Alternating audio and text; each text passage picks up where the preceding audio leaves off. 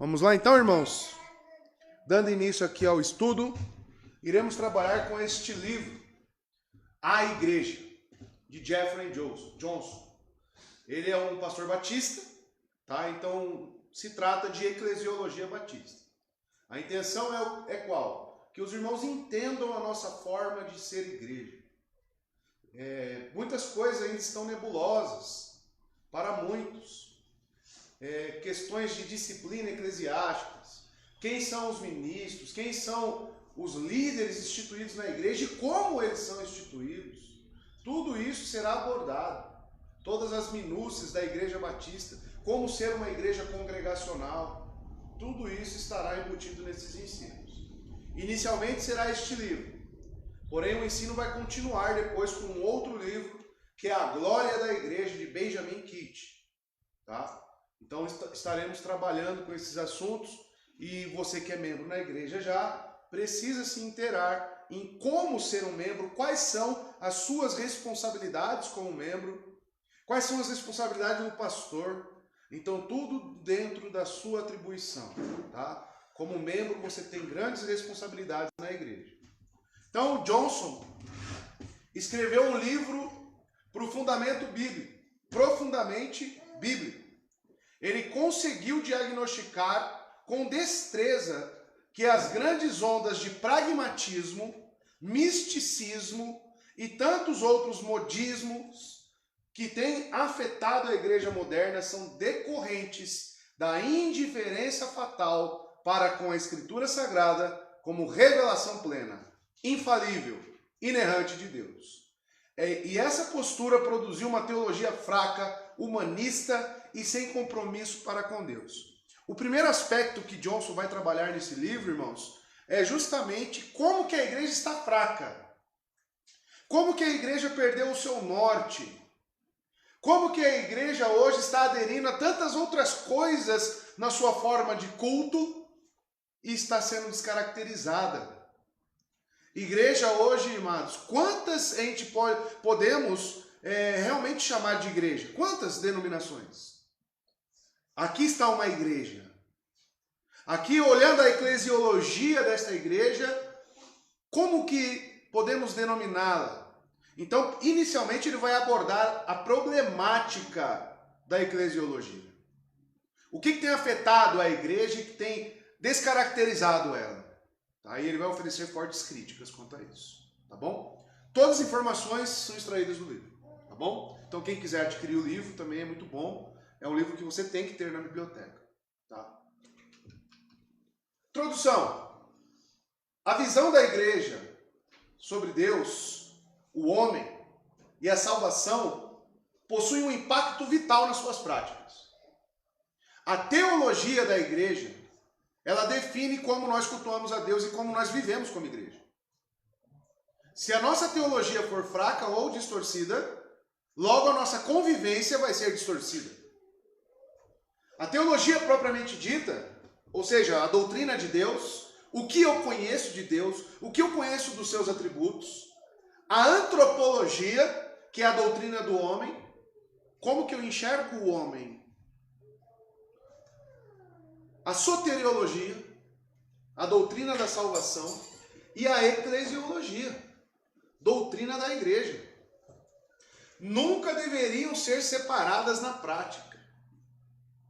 Amados, nós temos esses assuntos, aquele livro do Madureira, Inteligência Humilhada, ele vai dizer que quando estudamos o homem, acabamos para estudar Deus. A antropologia vai nos levar a Deus. Mas veja, se eu tenho uma consciência ou uma concepção da doutrina de Deus distorcida, como ficará a doutrina do homem? Por exemplo, Deus é bom. Deus, ele vai me perdoar, mesmo se eu me mantiver no pecado. Então reduz Deus. E o homem acaba também sendo reduzido. E a igreja, como que fica?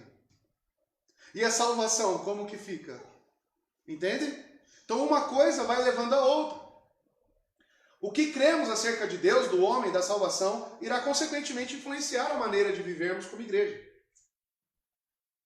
Por isso, irmãos, que é essencial cultos de doutrina, ensinos bíblicos, da confissão. Isso é extremamente necessário. Por que a confissão, amados, acaba sendo um dos nossos pilares na igreja? Porque é justamente a confissão que vai nos dar uma perspectiva da doutrina de Deus, vai nos dar a perspectiva da antropologia, vai nos dar a perspectiva da soteriologia e da eclesiologia. Está tudo amarrado lá. E para termos comunhão, precisamos ter unidade de fé. Pense, eu tenho uma visão de soteriologia e o Maurício tem outra. Temos comunhão? Não dá, irmão. São assuntos elementares da fé. Então nós precisamos estar caminhando no mesmo caminho. Por causa que isso vai afetar a igreja, de certa forma. Continuando. Possuir uma visão elevada de Deus e uma visão baixa do homem, ou uma visão baixa de Deus e uma elevada do homem, determinará se uma igreja é centrada em Deus. Se é teocêntrica. Ou centrada no homem, antropocêntrica. E isso é um problema que nós enxergamos patentemente nos dias atuais, né? Igrejas antropocêntricas. Falando com o nosso irmão Felipe, no próprio seminário, muitos seminaristas estão lá já pensando, quanto que eu vou ganhar de salário? Aí pense comigo, quando ele receber uma igreja, se ele está com essa preocupação, salário, como que ele vai adequar a sua teologia? Qual que vai ser o fim de um pensamento de um líder eclesiástico dessa forma? Você acha que ele vai querer confrontar pessoas para que elas saiam da igreja e ele perca poder aquisitivo? Então tudo isso vem da teologia que ele tem. E que coisa engraçada. Claro que o Felipe é membro nessa igreja, e eles são membros, mas teologicamente eles estão recebendo o mesmo ensino. Então aí vem os viés e as intenções do coração. Amados, a teologia pura, bíblica, ela nunca vai descaracterizar Deus. Ela vai destruir as nossas intenções pecaminosas. Tá? Coisa que não acontece com muitos, infelizmente. E essas pessoas vão assumir a igreja, esteja certo disso. Estejam certos disso. Falando de maneira prática, existem duas visões sobre a salvação no protestantismo evangélico. A primeira é a crença fácil e segunda, a salvação pelo senhorio, tá? Que nós vamos entender cada uma delas. A crença fácil inicialmente, e essa aqui é predominante. Predominante. Crença fácil é a visão mais amplamente aceita acerca da salvação, evidenciada na forma como a maioria das igrejas se comportam. O que é crença fácil? Crença fácil é a visão diluída da salvação, que procede de uma visão baixa de Deus e elevada do homem. Se eu aceito, acabou. Então depende somente do homem para que ele seja salvo. Tá? A ideia é que arrependimento não é algo necessário para a salvação e tudo que é requerido por Deus é uma simples decisão de aceitar Jesus em seu coração. Tá? Mesmo quando essa pessoa já está inserida na igreja, ou seja, já seja batizada, já professe a fé, arrependimento não é assim tão necessário. Então ela é admitida no seio da igreja. Crença fácil. Tá? A opinião sustentada é que os pecadores são capazes, em si mesmos, de fazer essa escolha. Tudo o que eles precisam é de um bom vendedor, ou seja, um bom pregador, para mostrar-lhes as vantagens do céu, em comparação com as outras alternativas. Aí você acha que um pregador que tem essa cosmovisão de crença fácil, ele vai bater na tecla do pecado, irmão? Não vai, irmão. Não vai. Ele vai querer lhe agradar. Ele vai querer que você permaneça do jeito que você está. Ou seja, não tem preocupação e amor nenhum pela sua alma, que pecamos todos os dias. Pode falar. Na verdade, eu me ensinei bastante isso daí. Para eles, a maioria dessas igrejas aí tem esse tipo de crença. E os que estão dentro da igreja, basicamente, não precisam de arrependimento. O arrependimento é somente para aqueles que vão entrar. Daí ele já está tudo certo. E isso vai contra a nossa confissão, porque nós já abordamos o tema arrependimento. Nós já vimos o que é arrependimento, né? Então, amados, a nossa forma de ser igreja não pode ser isso. Não pode ser isso. Nós temos que constatar arrependimento na vida das pessoas aqui. Senão, Hebreus fala para exortarmos uns aos outros, por quê? Para quê exortar, né? Sendo que se essa não é a nossa preocupação. Que a pessoa ande em santidade. Então, amados, existe essa crença fácil. E isso aqui é o quê? Qual doutrina que eles têm? Que está sendo afetada aqui? A doutrina da salvação. A soteriologia. Soter, salvação. Tá? Então, olha só. Se a minha soteriologia ela for distorcida e fraca, vai afetar na minha forma de ser igreja? Com certeza. Tá? Romanos 3, verso 10 a 12 diz, como está escrito, não há um justo, nenhum sequer, não há ninguém que entenda, não há ninguém que busque a Deus, todos se extraviaram e juntamente se fizeram inúteis. Então, a crença fácil, ela vai contra as Escrituras. Que o homem, está tudo no poder do homem, o homem consegue tomar as próprias decisões inerentes a Deus. Romanos 9. Pois diz Moisés, compadecer-me-ei de quem me compadecer, e terei misericórdia de quem eu tiver misericórdia. Assim, pois, isto não depende do que quer, nem do que corre, mas de Deus que se compadece. Está aqui. Então, a visão de Deus para com a salvação do homem. Como que ela ocorre? A Bíblia já diz. Nossa confissão já diz sobre salvação. Tá? Então, os irmãos vão começar a perceber que tudo que nós já aprendemos na confissão, ela vai trazer uma base para isso que nós estamos aprendendo aqui. E as coisas vão se conversar. Tá? Com essa visão baixa da salvação, vem a posição de que não precisamos fazer grandes sacrifícios para obter o céu. Podemos ser salvos e continuar a viver as nossas vidas como sempre vivemos. Portanto, o ato de abandonar tudo, incluindo as nossas vidas, para seguir o Senhor, é visto como algo completamente desnecessário. Tudo o que se crê ser necessário para ir ao céu é adicionar quem? Jesus às nossas vidas. Essa visão ainda da crença fácil. Tá? Então Jesus se torna um adereço. Jesus se torna um hobby. Ah, no domingo eu vou lá uma vez lá na igreja lá, e isso já me basta. Então quer adicionar. E não é isso. Quem nos adiciona é Deus. E nos enxerta, conforme Romanos 11, nos enxerta a quem? A Cristo. Éramos oliveira braba. Fomos enxertados em Cristo Jesus. Para quê? Para darmos frutos. Então se olha hoje para essas igrejas da crença fácil, elas estão na contramão das Escrituras, irmãos. Totalmente. Totalmente. Você vê como a salvação é fácil? Eles perguntam. Escape do inferno, fique no controle da sua vida e receba um bilhete de entrada para o céu através de uma simples oração que inclui as palavras sinceras. Eu aceito Jesus em meu coração. Resolvido. Seguindo esse método de evangelismo, não haveria necessidade de desapontar o jovem rico. Ele poderia ter tido a Cristo e retido suas riquezas. Lembra do jovem rico? Olha lá. Mateus 19, 16 a 22. E eis que, aproximando-se dele, um jovem disse-lhe: Bom mestre, que bem farei para conseguir a vida eterna? Ele traz para si. O que eu tenho que fazer?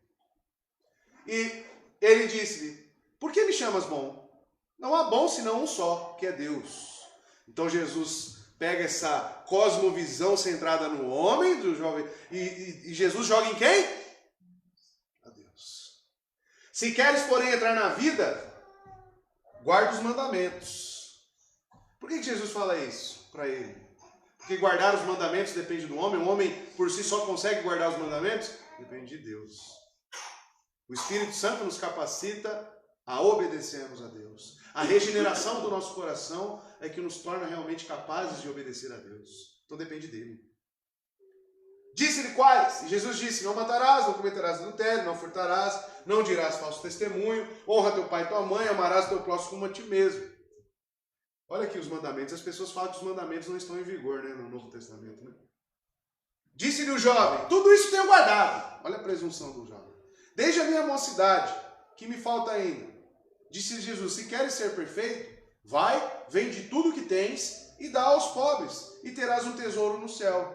E vem e segue-me. E o jovem aconteceu o quê? O que ele fez? Ouvindo essa palavra, retirou-se triste, porque possuía muitas propriedades. Se a cosmovisão de Cristo, para nós nas Escrituras, fosse de uma crença fácil, com certeza esse desfecho aqui seria diferente. Quando o jovem mestre chegasse nele: Senhor, quero lhe seguir. Então, só vem. E não é assim, né? Em João capítulo 6, quantos discípulos, seguidores foram embora e abandonaram Jesus Cristo? Quando ele disse justamente que a salvação é dada por Deus. Quando ele fala, por exemplo, ninguém vem a mim se o Pai não lhe atrair. Isso está em João 6. Ou seja, vai contra a crença fácil. Depende apenas de Deus. Tá? Tudo isso reflete, irmãos, na nossa eclesiologia. Cristianismo carnal é o que vai gerar essa crença. A crença fácil leva a outra doutrina perigosa, conhecida como cristianismo carnal. Como a salvação não exige abnegação, não exige submissão a Cristo como Senhor, todos os que repetiram a oração do pecador devem ser salvos. Não importa como vivam suas vidas. E Cristo disse que a porta e o caminho são o quê? O que isso significa? Pouco espaço, lógico, né? Tem pouco espaço. Mas que é uma vida que ela é centrada. Ela é uma vida onde não tem muito espaço para você fazer as suas vontades e se submeter a uma só vontade, que é a vontade de Deus para nossas vidas. E a porta também é estreita. Então, para entrar, o que significa a porta ser estreita? Porque Cristo é a porta e Ele também é aquele que admite quem entra e quem não entra. Então não está lá escancarado. Não, depende dele. Ponto final. Tá? Isso afeta a igreja também, em como os membros vivem. Sob essa ilusão, bêbados, adúlteros e idólatras são declarados herdeiros do céu e em seus funerais, porque fizeram uma oração quando eram crianças e para ser um cristão, o amor de Deus e o amor ao povo de Deus, a igreja, é opcional. As igrejas estão cheias de pessoas que apenas recitaram a oração do pecador e devido a isso, assume-se que a maioria dos frequentadores da igreja são verdadeiros cristãos. Pergunta aos irmãos. Admitir uma pessoa na igreja ou admitir ela na ceia do Senhor, sendo que ela não é salva, é algo que Deus se agrada? O que você acha? Aí outra pergunta para você, irmão. A igreja tem responsabilidade sobre quem é admitido na ceia do Senhor? Ou é aberto? O que você acha? Você acha que o ministro ele tem responsabilidade sobre quem vem à mesa do Senhor? Ou você acha que não? Examine-se cada um a si mesmo e cada um se vire. Você acha que não tem? Você como membro, o que significa você ser membro numa igreja? Significa dizer que você é morador, que você já faz parte de Cristo e que você está nos céus. Já é garantido isso. Agora, se eu faço isso de uma maneira fraudulenta, eu não tomo os cuidados em analisar o fruto do arrependimento, você acha que a igreja não tem responsabilidade sobre isso, irmão? Você acha que esse pastor Batista escreveu esse livro com esse teor? Para quê? Para que você tenha consciência. Para que nós tenhamos consciência de quem são essas pessoas que têm que estar no nosso meio, admitidas como membro, participantes da ceia, que uma coisa está linkada à outra, ou levada ao batismo, que são os dois sacramentos instituídos, ceia e batismo. Então, amados, a crença fácil, ela descaracterizou também a ceia do Senhor e a membresia na igreja. Descaracterizou. Não era para ser assim, irmão. Nunca foi para ser assim. João Batista batizava todo mundo, chegava nele? Quantos exemplos bíblicos? 1 Coríntios capítulo 5, um homem andando em adultério na igreja, o que Paulo fala? Vocês ainda não fizeram nada. Já leram 1 Coríntios capítulo 5? Vocês não fizeram nada. Excluam esse homem. Excomunguem ele. Para que Satanás o domine e talvez a alma dele seja salva. Entregue o corpo para Satanás. Ou seja, ele não é para estar neste corpo. Entregue para Satanás. Sou eu que estou dizendo isso? Não. Leia 1 Coríntios capítulo 5. Então, amados, a crença fácil, querendo ou não, até mesmo no meio reformado, eles não entenderam ainda qual que deve ser a cosmovisão da igreja quanto a isso. Por quê? Por causa disso aqui também, ó. Igrejas que viraram empresas. Com uma visão barata da salvação, é fácil ver por que muitas igrejas funcionam da maneira como funcionam. Como empresas. A igreja quer crescer o mais rápido possível. E os não convertidos querem uma consciência tranquila, tá? Então, para ter consciência tranquila, dá para falar de pecado? Para ter uma consciência tranquila? Não dá, né? E o que custe mais barato possível. Assim a igreja está disposta a vender o evangelho, oferecendo aos clientes uma salvação confortável, simples. O importante é levar as pessoas para dentro da igreja, por qualquer meio possível, e depois salvá-los. Traz, vem do jeito que você está, fica aqui, participa da ceia, seja membro, depois a gente vê se você é salvo ou não. E nem vai ver, na verdade, né? Porque depois que está inserido, meu amigo, acabou. Já está lá.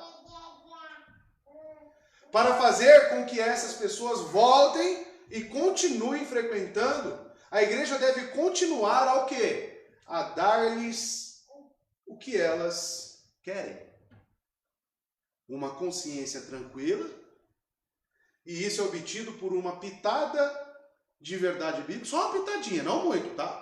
Só uma partezinha de Bíblia e um toque de persuasão e muito entretenimento. Quantas igrejas fizeram cantatas de Páscoa? Sabe o que eles estão comemorando? O que, irmãos? O que eles estão comemorando? Sombras e tipos. Eles estão comemorando sombras e tipos. Páscoa se cumpriu em quem?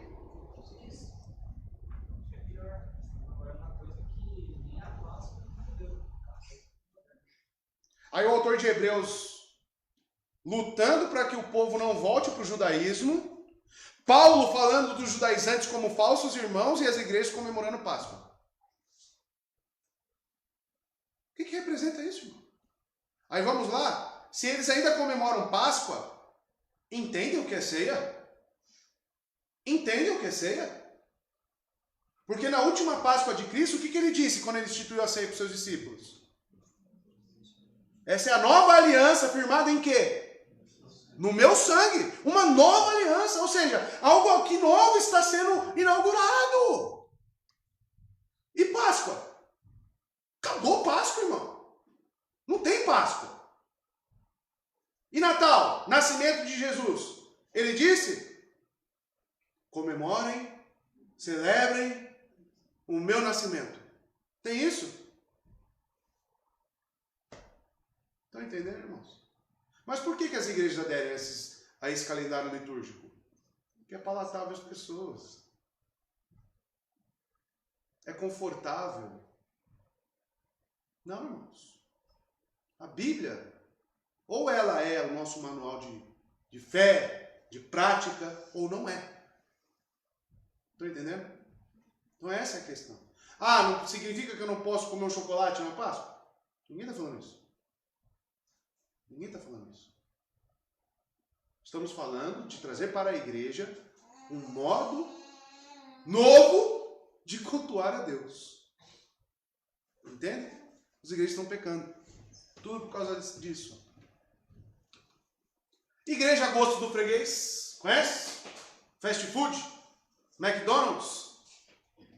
A igreja guiada pelo gosto do freguês quer saber como atrair e satisfazer a maioria das pessoas.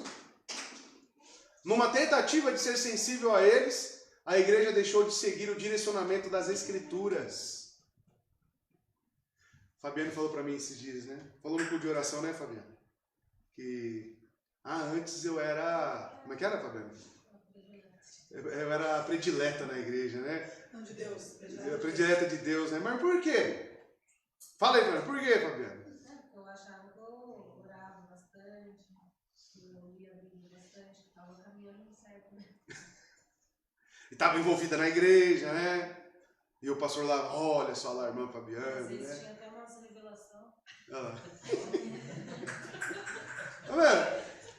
Querendo ou não, ela estava recebendo um pouco dessa pitada, desses ingredientes, a gosto do freguês. Amados, não tem como você ler a Bíblia com honestidade, e você não ser confrontado. Porque na Bíblia está a vontade de Deus. E a vontade de Deus, ela é pura, ela é perfeita. E a nossa? Confronta a sua vontade, a Bíblia, ou não confronta? E a sua vontade e a minha, muitas das vezes, é o quê? Contrária. Contrária à vontade de Deus. Então, como que eu vou adequar ao gosto de homens a igreja? Aí estaremos na contramão. Tá? Para consultar empresas de marketing e empregar as táticas do mundo dos negócios. Aí entram os coaches. Existem empresas que fazem assessoria para igrejas em como trazer mais pessoas. Sabiam disso? Assessoria. Ela se voltou para o pragmatismo. O pragmatismo é isso. É meios, técnicas para se obter um resultado. No qual os fins justificam os meios. Qual que é o fim? Trazer muitas pessoas para a igreja. Então, que meio que eu vou utilizar para isso? Qualquer um. O importante é você ter um fim bem estabelecido. Trazer muitas pessoas para a igreja. Então, amados, veja só. Em outras palavras, a igreja se sente satisfeita ao pensar que o Senhor está abençoando seus esforços por causa do seu rápido crescimento e dos recordes de frequência em seus cultos. Aí as pessoas falam, olha o tanto de gente na igreja ali, Deus está atuando. Será? Será?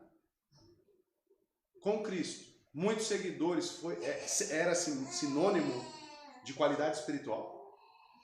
De salvação? Eu vejo o contrário. Quantos realmente que seguiam a Cristo que eram crentes genuínos? Estão entendendo, irmãos? Igrejas viraram clubes. Perceba, com essa abordagem empresarial, a igreja mudou de uma assembleia de santos que adoram a Deus em espírito e verdade para o quê? Para uma reunião social de cristãos nominais. Reunião social. Que semanalmente ouvem discursos motivacionais sobre como manterem uma mentalidade positiva. A mentalidade sempre tem que estar positiva, né? E fazerem o que é certo para experimentarem sua vida, melhor a sua vida agora. A glória de Deus e a santidade pessoal não são mais as forças motrizes por trás das atividades e funções da igreja. Eu não trabalho mais aqui, eu não sou um pastor para a glória de Deus, não, eu sou um pastor voltado para o clube, voltado para o gosto do freguês. Sou um membro como? Eu sou um membro para a glória de Deus ou eu sou um membro para me socializar na igreja? Qual é a motivação nossa? Eu sempre falo de motivação. A nossa motivação tem que ser a glória de Deus. Por que eu exorto o meu irmão diariamente? Por quê? Porque eu me preocupo com a santidade de Deus, porque se ele está pecando contra Deus. E amados, eu me preocupo também com a alma dele. Qual é a minha responsabilidade como membro? O que me motiva? É a glória de Deus ou não? Então veja, amados, ao contrário, o que governa a igreja é o desejo de manter as pessoas felizes. Aí você vê os irmãozinhos, né? Nossa, tá difícil caminhar. Vira e mexe eu venho para a igreja e eu sou confrontado. E eu tenho visto quanto com o meu coração os irmãos choram. Choram.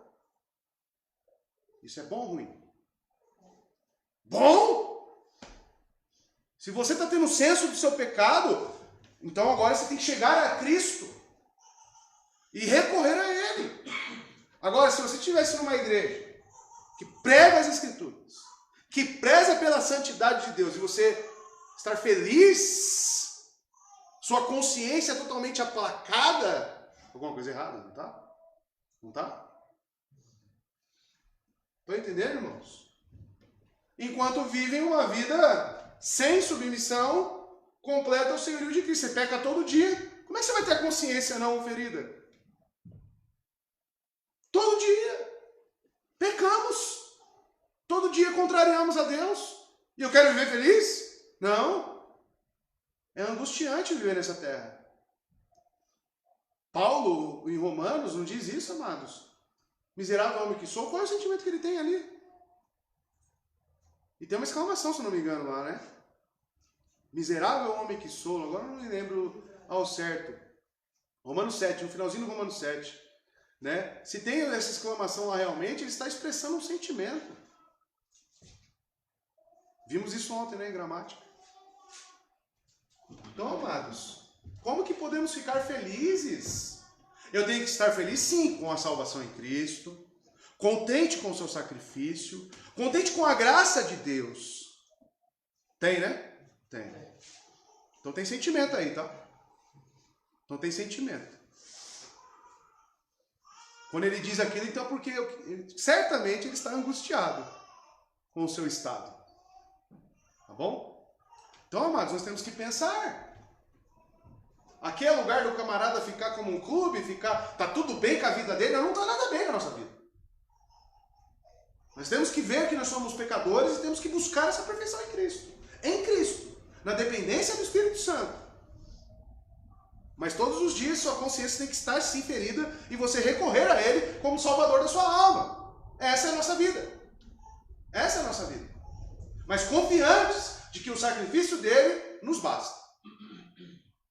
Essa é a felicidade. A nossa felicidade, a bem-aventurança é saber que nós estamos em paz para com Deus. Por quê? Porque Cristo nos justificou. Essa é a felicidade. Mas significa que você vai manter-se em pecado e sua consciência feliz? Claro que não. Claro que não. Tá? Seria estranho você viver e tá tudo certo. Aí vem a salvação pelo senhorio. Igrejas com uma visão alta de Deus e baixa do homem têm uma perspectiva diferente sobre a salvação e, portanto, uma perspectiva diferente sobre o propósito e funções da igreja. Esse entendimento afeta especificamente como tal igreja vê a salvação.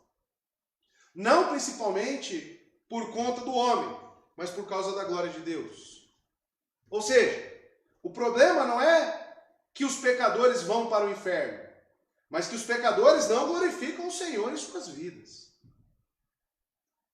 Essa perspectiva pode soar como uma preocupação pequena, mas, finalmente, ela determina se uma igreja é centrada no homem ou se ela é centrada em Deus.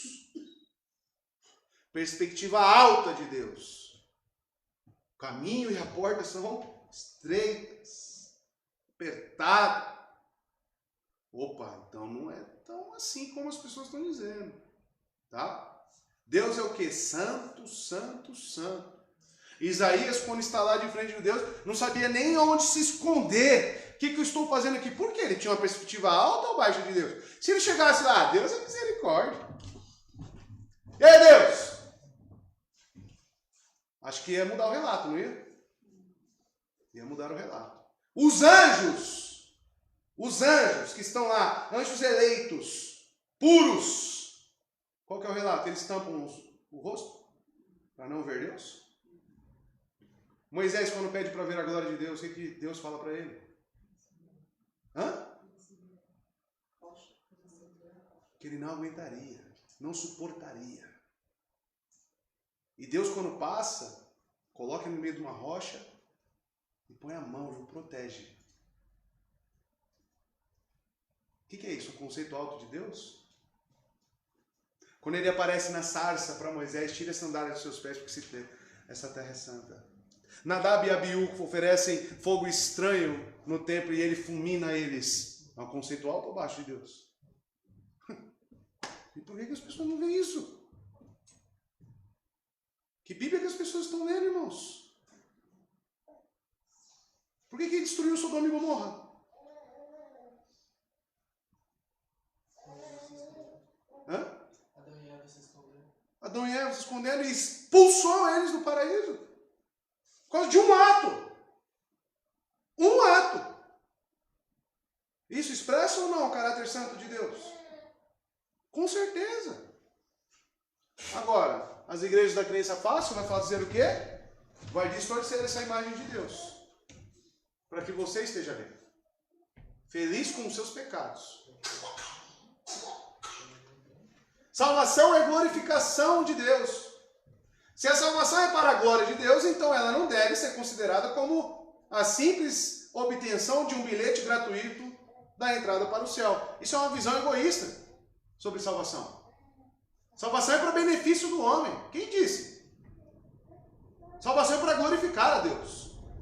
Porque na sua infinita misericórdia e graça, tirou você de um estado contrário a Ele. Você odiava a Ele e Ele tirou você desse estado e te colocou na luz. Porque Ele te amou. Aí você pensa, nossa, e o tanto de tempo que eu permaneci contrário a Ele. Ele permaneceu te amando, sendo paciente com você e te sustentando. Até mesmo os ímpios, irmãos, não terão motivos para falar que Deus está errado de mandar eles para o inferno. Não vai ter uma pessoa no inferno que vai falar, não mereci estar aqui. Porém, no céu, vai todas as pessoas que estão lá falar, eu não mereci estar aqui, deveria estar lá, junto com a massa. É o contrário, o sentimento vai ser contrário. Se eu estou aqui no céu, é pela graça de Deus. É porque Ele me amou. É porque Ele enviou o seu Filho. Aí muda.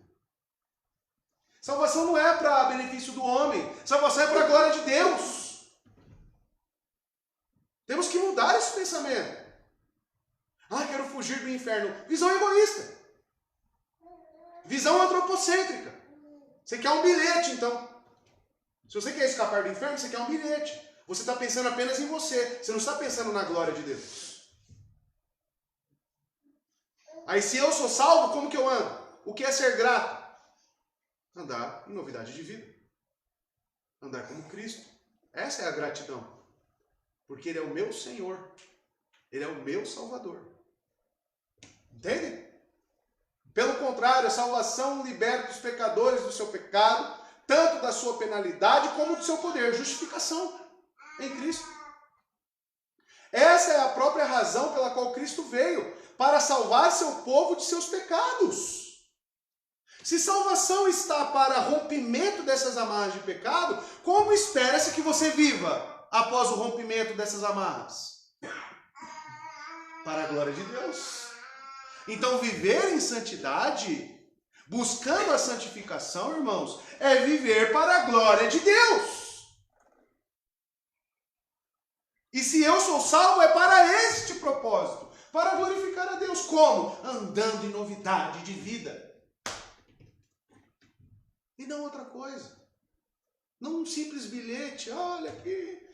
E as pessoas mostram o bilhete, né? Olha, consegui o meu bilhete. Estou no céu. Domingo eu vou na igreja, participo da ceia. Tá tudo bem. Sou salvo. Amados. O quão mal às vezes eu falo, as pessoas não entendem. Tem certas igrejas que se fosse um bar no lugar, acho que seria melhor. Seria melhor. Porque Cristo até mesmo diz, né? As prostitutas, meretrizes, nos precederão no reino dos céus. Amado, eu não tenho dúvida. Grande parte da fila do inferno vai ser de crentes falsos, crentes nominais, que estão na igreja. Eu não tenho dúvida quanto a isso. Aí você vai olhar para a fila do salvo, você vai ver a prostituta, você vai ver o ladrão. Por que, amados? Porque as igrejas perderam o propósito de glorificação para Deus. Perderam a visão do que é ser igreja. Perderam, irmãos. Está vendo como é importante essa matéria aqui na nossa EBD? Pode falar. O professor de sistemática fala que a gente vai ter 3 coisas lá no céu. A primeira, ufa, cheguei, estou aqui. A segunda, você aqui? Não acredito. É possível você estar aqui. E a terceira, fulano. Por que fulano está aqui? Ele era tão bom, ele era santo. Então, a salvação nada depende de nós. Nada. Depende de Deus. Exatamente. Isso tem que moldar a nossa forma de ser igreja. Essa é a cosmovisão. Essa é a ideia. Tá, irmãos? Então, amados, o pecado é a razão principal pela qual as pessoas vão para o inferno e estão sobre a ira de Deus, o pecado. E quando Cristo nos justifica, Ele nos liberta desse pecado. Porém, Ele nos coloca outro jugo, um jugo suave. Ele te conecta, te amarra em quem? Em Cristo. As pessoas pensam, fui salvo, estou liberto do pecado. Agora eu vou viver minha vida do jeito que eu quero. Conhece crente assim? Conhece muitos?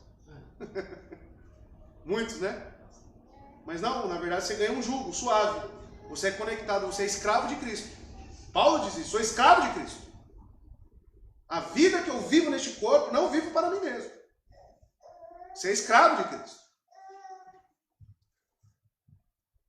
E o que é pecado? Pecado é qualquer pensamento ou ação destituídos da glória de Deus. Romanos 3:23. Assim a salvação liberta o homem do pecado, ou seja, daquilo que busca roubar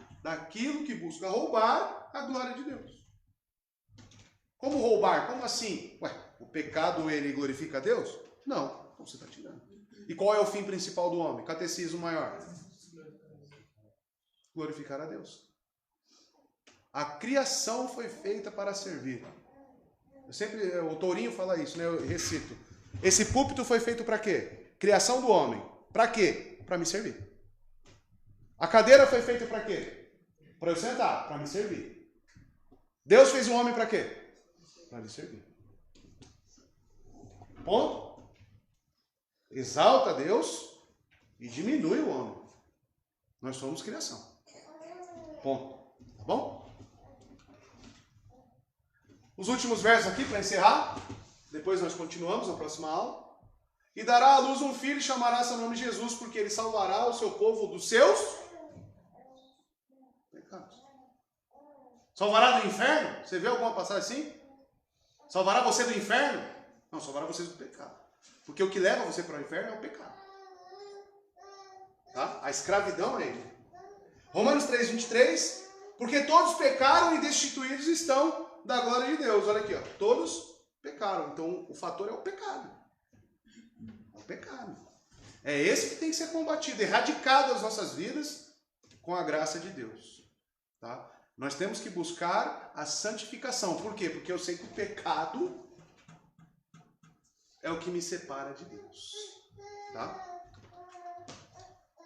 Ah, tem mais essa partezinha aqui. Se Cristo veio para salvar seu povo da culpa e do poder do pecado, para o quê? Olha então, tira da culpa e do poder do pecado para um relacionamento reconciliado com Deus. Então a salvação é somente para aqueles que estão buscando ser libertos do pecado e desejando um relacionamento pessoal com Deus. Portanto, se não há arrependimento, não há salvação.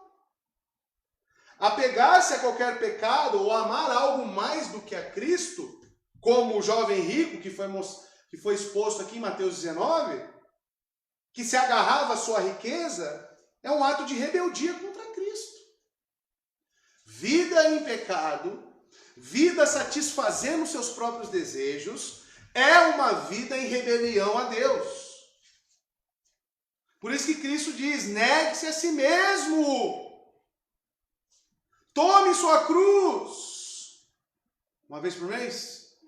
Uma vez por ano? Todos os dias. Já leram isso, irmãos? É todos os dias. Por quê? Porque a nossa vontade tem que ser negada. Por que ela tem que ser negada? Porque é contrária a Deus. É isso que nós temos que buscar.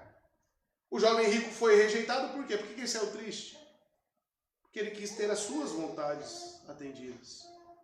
Enquanto permanecemos rebeldes, permanecemos sem arrependimento. Sem arrependimento, nós não estamos procurando nos reconciliar com Deus. Porque eu não vim a chamar justos, mas pecadores ao arrependimento. Então disse Jesus a seus discípulos, se alguém quiser vir após mim, renuncie a si mesmo, negue a si mesmo, tome sua cruz e siga-me.